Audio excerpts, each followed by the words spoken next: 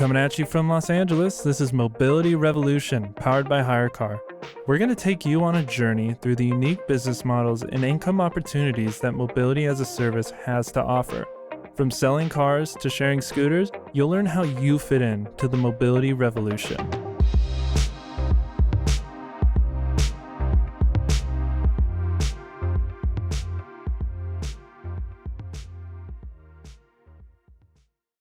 Hey everybody, and welcome to a special edition of Mobility Revolution. I'm your host, Nate Ryan, and today we're actually on the floor at NADA 2020 conference here in Las Vegas, and we have a lot of special guests with us today. As you can see, typically we only interview 1-2 people, but we got an awesome panel for you guys, and we're very excited to get started. So I'm going to go ahead and hand it off and let them introduce themselves. Thank you, sir, Nate. Brian Allan, SVP Strategic Partnerships with HyreCar. Joe George with Cox Automotive Mobility, and we're excited to be here along with our partners at HyreCar to see how the world is changing in the mobility space. Yeah, Vince Zappa with Clutch. Hey, I'm Alex Fraser, and I'm responsible for Pivot. Awesome. So just to kind of get things kicked off, what are you guys most excited for this year at NADA? I think the most exciting thing is leveraging technology to increase dealers' revenue streams, where we're seeing shifts in transportation consumption, and simply making it easier to do business for dealers and for consumers. That's what I'm looking forward to seeing. Yeah, building on that, say all the same, and also see what ideas our dealer clients have about how their business is changing and how the services we're providing can be adapted and evolved so that they can become more profitable. I think from my perspective, being able to catch up with dealers and OEMs who are customers and who can be customers and work with them on figuring out what's a great solution for their mobility needs. Yeah, and for me, it's just similar to these guys talking to dealers about how tomorrow's transportation and tomorrow's car business fits into the success they've built over the many generations, honestly, that they've had in their communities and what that looks like for tomorrow. So we all know the world. And I'd like to get a shoe shine from that fancy booth over there too. That looks very. We'll get you scheduled in right after this. Yeah. So to kind of jump back, I know collectively, and I'm trying not to date you guys here, but we have probably over 100 years of experience in the automotive industry. And the automotive world right now is kind of shifting into new mobility and new forms of transportation and vehicle ownership. How did all of you get involved with the mobility space? Well, I came from the retail space as a retail dealer for close to 35 years. And what I started to recognize is that there is another option between just buying a car once every few years, or for some people once every 10 or 20, and getting a vehicle on demand so that as their lifestyles change, be able to have flexible ownership options. And I joined HyreCar and look forward to helping consumers make it easier to drive the type of car they want, when they want. I'll go ahead. I had absolutely no automotive experience 5 years ago. I've been in technology and software companies my entire career. So I'm a small chunk of your 100 years of experience. And it's actually great coming into an industry when you know nothing about it, because the rules are a little different to some degree. You get to, I think about things maybe a little differently, but you also have to be respectful of what has existed and what's in place already.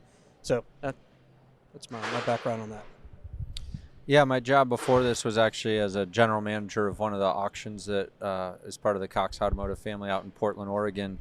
And there's been quite a bit of mobility activity out in Portland. And so we got the opportunity to do a lot of really neat and interesting things that don't always fit in our traditional auction models. And because Portland's not one of our bigger locations, we sort of had flexibility that doesn't exist at some of the bigger locations. And through all that, when the opportunity came to work with these guys and start up Pivot, I had to jump at it. So with flexible leasing options and being able to provide commercially sourced vehicles for gig economy workers, Do you see hesitation still from the dealer community, and if so, why? Well, I can certainly address that coming from a dealer's perspective. Most dealers have really never made money renting cars, and if we think about it, mobility is really a rental, but we're using technology to take it to another level. But the number one reason dealers couldn't make money is they didn't have high utilization. And now that we've made it easier to do business, whether it's for leisure purposes or commercial, it's kind of like when the student is ready, the teacher will come. We are now the technology that allows somebody to be able to do this effortlessly and frankly frictionless. So we're going to see that growth happen now that the availability of technology is almost universal.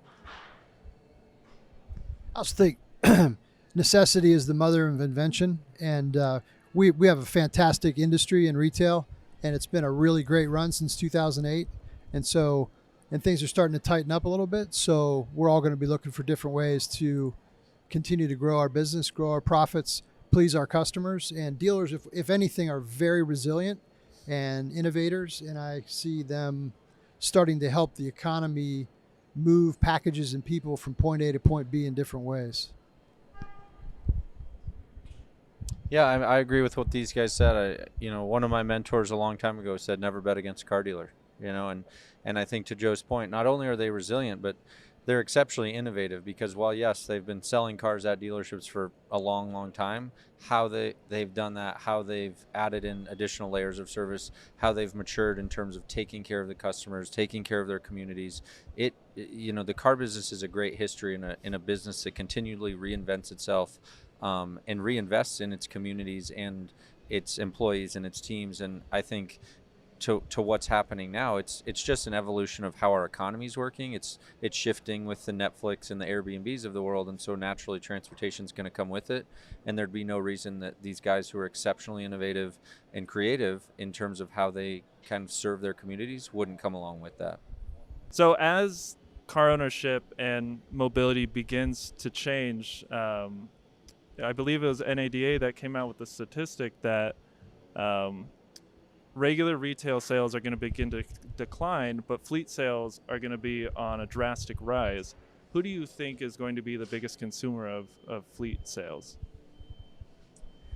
Well, you're accurate, and again, coming from a dealer perspective, we've seen the shift where not a big drop in retail by any stretch yet, but an increase in fleet. So there's a lot of third-party organizations out there that are not dealer associated that have recognized it earlier. Frankly, rental car companies have been affected more than the public knows by Uber and Lyft, and they have pivoted quicker to get into on-demand rentals. And dealers are actually, we believe, in the best position to do that because they already have the infrastructure. And it's kind of like what we've seen with restaurants, where restaurants are now getting a much larger percent of their business with takeout.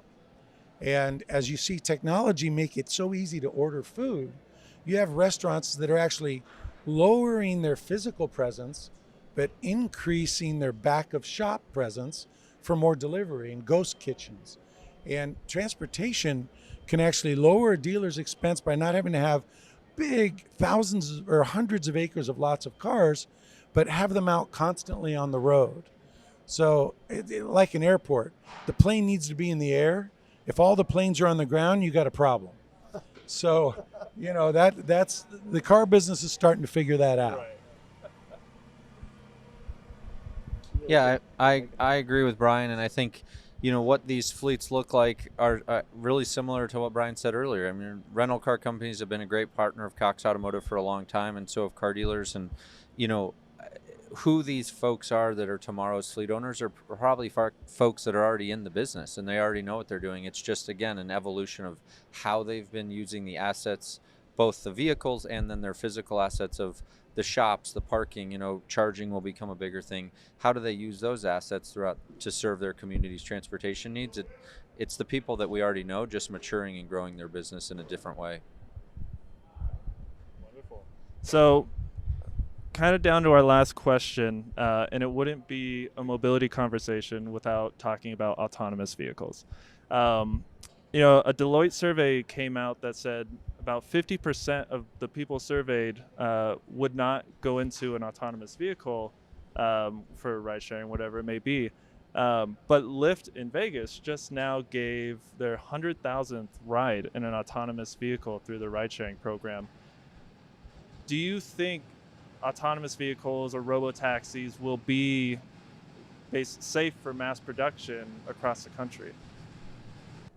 I really have to smile when I read the pundits that say people won't be in autonomous vehicles, because you look back in history and the invention of every new transportation item, whether it was the airplane, the train, everyone was scared that, oh, we'll never get on a train. The body can't even withstand going 30 miles an hour. When the airplanes started to fly, oh no, I'm taking a horse. I'm going to be in a stagecoach. So there's anxiety because human nature resists those type of things. But what we know is I'd rather be in an autonomous car than one driven by a human being if I had the choice. Probably the only risk to autonomous cars are human beings running into them. It's my opinion. I'll go back that way. I got the opportunity very recently to be in an autonomous vehicle and fully autonomous, and it's a wild experience to be doing that. And I guess my answer back to a lot of folks that would be like, man, I don't know if I would do that, is the ride was about 30 minutes and it was pretty substantial, some of the obstacles that the vehicle was able to do by itself. But within about 10 minutes, I was checking my phone. And so it felt that natural and normal, just like if you were in the back of a cab or back of an Uber right now. Within 10 minutes, I'm looking at my phone and treating it just like any other vehicle. So while that initial barrier, it's got all these sensors and holy cow, the guy's not going to touch the steering wheel. Yeah, that's a lot in your brain right when you sit down and buckle your seatbelt. But then once you're rolling, you're just going. I think it's going to come out slowly in different ways. And the great news is cars are going to get safer and safer. It's going to save more and more lives, even before they're level 5 autonomous. And when they're level 5 autonomous, they're going to unlock different use cases for parts of our population that don't have mobility options, especially the aging population. As the baby boomers begin to age, it's going to be a way for them to still have freedom. And so there's necessity or desire may overwhelm the, being scared of the technology. My answer to your question, I don't know when, I don't know how to predict exact change. To Joe's point, I think things happen slowly, and then I would add that then they happen very quickly once they start. I'm a big believer in change. I think all the economic incentives are there for AVs to make it, and there's a lot of really great use cases. I think that once we see that transition happens, I think it's going to open up a whole nother era of how people relate to their vehicles. I think that you'll see specialized bundles of AV vehicles that are put together into packages and subscription forms and all kinds of different ways of really thinking about things that are maybe more in line with how we could really consume other items today in our everyday lives. I look forward to it. I think it'll be fantastic. Well said. Before we wrap things up here, is there anything else you guys would like to, leave for new innovations dealers should look for, or just what some best practices are that they should keep an eye out for moving into, the next decade? From a dealer's perspective, I would just say, if you can imagine being able to engage with your customer at least on a monthly basis instead of a once every 3, 4, or 5 year basis, you'd probably pay a lot of money for that opportunity. And I think that's what mobility gives a dealer, the ability to stay engaged with their customer and be their full transportation solution, no matter how a customer wants to consume transportation. So that's why I'm so excited about this whole space.